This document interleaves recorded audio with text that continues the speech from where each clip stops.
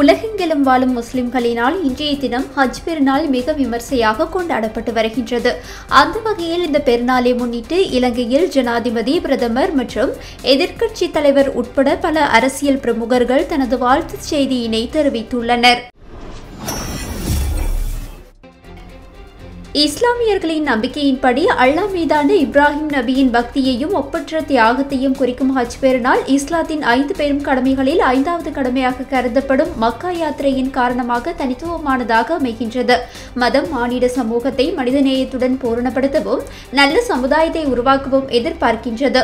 உலகம் முழுவதிலுமிருந்து வருகை தருகின்ற அனைத்து முஸ்லிம்களும் ஒற்றுமையுடன் இறைவனை வணங்குவதற்காக மக்காவிற்கு வரும் இந்த ஹஜ் யாத்திரை ஏனைய அனைத்து மதங்களுடனும் சமத்துவமாக வாழும் போதனையை உள்ளடக்கியது என ஜனாதிபதி அனுரகுமார திசாநாயக்க தெரிவித்துள்ளார். மேலும் இந்த ஹஜ் யாத்திரை அர்ப்பணிப்புடன் மற்றும் தியாக வாழ்க்கை தொடர்பான உதாரணங்களை சித்தரிப்பதுடன் ஹஜ் கொண்டாட்டத்தின் முக்கிய நோக்கமாகவும் இது இருக்கின்றது எனவும் அவர் தெரிவித்துள்ளார். ஒரு நாடாக நம் முன்னால் உலக சவால்களை முறியடித்து நாம் விரும்பும் முன்னேற்றகரமான மற்றும் நாகரிகமான நாட்டை கட்டியெழுப்புவதற்கு தேவையான சமூக, பொருளாதார மற்றும் அரசியல் மாற்றத்தை மேற்கொள்வதில் அனைவரின் கூட்டு முயற்சி, தலையீடு மற்றும் பங்கேற்பு மிகவும் முக்கியமானது. ஹஜ் கொண்டாட்டம் அந்த பொதுவான நோக்கத்திற்காக கைகோர்க்க ஒரு சிறந்த தளத்தை உருவாக்குகின்றது என்பதை நான் இங்கு நினைவு கூறுகின்றேன். உலக மக்கள் அனைவரினதும் இதயங்களிலும் சமத்துவம், சகோதரத்துவம் மற்றும் தியாக உணர்வுகளை உருவாக்கும் ஹஜ் கொண்டாட்டம் உலக அமைதிக்கான ஒரு சிறந்த செய்தியாகும் என ஜனாதிபதி அனுரகுமார திசாநாயக்க தெரிவித்துள்ளார். இந்நாட்டிலும் உலகெங்கிலும் வாழும் அனைத்து இஸ்லாமியர்களுக்கும் ஈதுல் அல்ஹா ஹஜ் பெருநாள் வாழ்த்துக்கள் எனவும் அவர் இங்கு தெரிவித்துள்ளார்.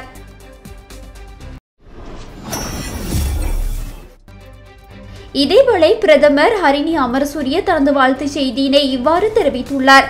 சுயநலத்தை துறந்து சகவாழ்வின் மகத்துவத்தை உணர்ந்து ஒற்றுமையுடனும் சகோதரத்துவத்துடனும் ஹஜ் யாத்திரையை மேற்கொள்ளும் நம் நாட்டிலும் உலகெங்கிலும் பரவி வாழும் முஸ்லிம் சகோதர சகோதரிகள் இன்று ஹஜ் பெருநாளை மிகுந்த பக்தியுடன் கொண்டாடுகின்றனர். இவர்கள் கொண்டாடும் இந்த ஹஜ் பெருநாளில் இந்த முறை சிறப்பு என்னவென்றால் அவர்களின் இந்த நோக்கத்துடன் இசைந்து போகின்ற கொள்கையுடைய ஒரு அரசாங்கத்தின் கீழ் இந்த முறை ஹஜ் பெருநாளை கொண்டாட அவர்களுக்கு வாய்ப்பு கிடைத்திருக்கின்றது என்பதே ஆகும். ஏனெனில் அனைவருக்கும் வளங்கள் சமமாக பகிரப்படும் தன்னலமற்ற ஒரு சமூகத்தை நாட்டில் உருவாக்குவதே எமது அரசாங்கத்தின் நோக்கமாகும். நபி இப்ராஹிம் அவர்கள் தமது மகன் நபி இஸ்மாயில் அவர்களை இறைவனுக்கு அர்ப்பணிக்க முன்வந்த நினைவு கூறும் இந்த வழக்கம் இஸ்லாம் மார்க்கத்தின் தியாக உணர்வை வெளிப்படுத்துவது ஒரு சிறந்த சந்தர்ப்பமாகும். அந்த வகையில் உலகெங்கிலும் உள்ள இஸ்லாமிய அன்பர்கள் ஒன்றிணைந்து உலக அமைதிக்காக மத அனுஷ்டானங்களை நிறைவேற்றும் ஹஜ் பெருநாள் முழு உலக மக்களுக்கும் ஒரு சிறந்த முன்மாதிரியாகும் என்பதே எனது எண்ணமாகும். சமாதானம், நீதி மற்றும் மனிதநேயம் உலகில் நிலை பெறும் எதிர்காலத்திற்காக இனமத மேதமின்றி ஒற்றுமையுடன் செயற்படும் எதிர்பார்ப்புடன் இன்று ஹஜ் பெருநாளை கொண்டாடும் அனைத்து முஸ்லிம் அன்பர்களுக்கும் மகிழ்ச்சியான வாழ்த்துக்கள் என அவர் தெரிவித்துள்ளார்.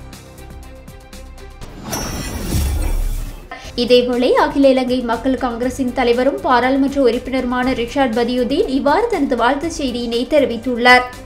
இறை இல்லமான கஃபாவை தரிசிக்க லட்சக்கணக்கிலான முஸ்லிம்கள் ஒன்று கூடியுள்ளனர். 5000 வருடங்களையும் கடந்து நிற்கின்ற இறை தூதர் இப்ராஹிமின் முன்மாதிரிகள் சமாதானம், சகவாழ்வு மற்றும் சகிப்புத்தன்மைக்கான வழித்தடங்களை நிலைநிறுத்துவதே புனித ஹஜ். இவற்றுக்காக எல்லா வகையான தியாகங்களையும் நாம் எதிர்கொள்ள வேண்டும். பிராணிகளை பலியிடுவதிலும் பல படிப்பினைகள் புதைந்துள்ளன. ஆசை, ஆத்திரம் மற்றும் அகம்பாவங்களை பலியிடுவதில்தான் ஒருவனின் புனிதம் பிறக்கிறது. இந்த புனிதத்தை போதிக்கவே இப்ராஹிம் நபி பாடுபட்டார். இறை தூதர் இப்ராஹிமின் தியாகங்கள் உலகம் உள்ளவரை நினைவு கூறப்படும். அன்னாரின் வழித்தோன்றல் வாயிலாக வந்த வேதங்களே யூதம், கிறிஸ்தவம் மற்றும் இஸ்லாம் என்பவைகள். ஜெருசலத்தில் இறை தூதர் இப்ராஹிம் இட்ட அடித்தளத்தில்தான் இந்த ஏகத்துவ வேதங்கள் கட்டி எழுப்பப்பட்டன. இதனால்தான் ஆபிரகாம் உடன்படிக்கை மூலம் காசா இஸ்ரேல் மோதல்களை முடித்து வைக்க முயற்சிக்கப்படுகின்றது. இருந்த போதிலும் இந்த வேதங்களை பின்பற்றும் சமூகங்களுக்கிடையில் நல்லிணக்கம் ஏற்படாதிருப்பது கவலை அளிக்கிறது. காசாவில் கட்டவிழ்க்கப்பட்டுள்ள கொடூரங்களை நிறுத்த முடியாத அளவுக்கு இந்த ஓரிரை வேதங்களை பின்பற்றுவோர் பலவீனமடைந்து விட்டனரா? பாரிய இன்னல்களை எதிர்கொண்ட போதிலும் காசா முஸ்லிம்கள் மனம் தளரவில்லை. இப்ராஹிம் நபியின் பூமியில் உள்ள இந்த மக்கள் இறைவனின் நம்பிக்கையை தளரவிடவில்லை. இறை தூதர் காட்டி சென்ற அதே பொறுமை, அதே தியாகத்தையே காசா மக்களும் கடைபிடிக்கின்றனர் எனவும் அவர் தெரிவித்துள்ளார். திறக்கப்பட்டுள்ள இந்த பாதையூடாக உலக முஸ்லிம்களின் இன்னல்கள் நீங்கட்டும். இலங்கை முஸ்லிம்களும் இந்த நம்பிக்கையில் பெருநாளை கொண்டாடுவோம் எனவும் இதன் போது ரிஷாட் பதியுதீன் தெரிவித்துள்ளார்.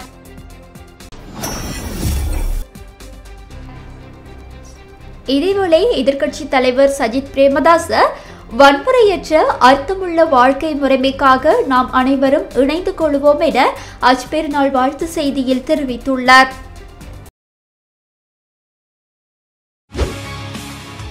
செய்திகளை உடனுக்குடன் தெரிந்து கொள்ள உடனே சப்ஸ்கிரைப் பண்ணுங்க.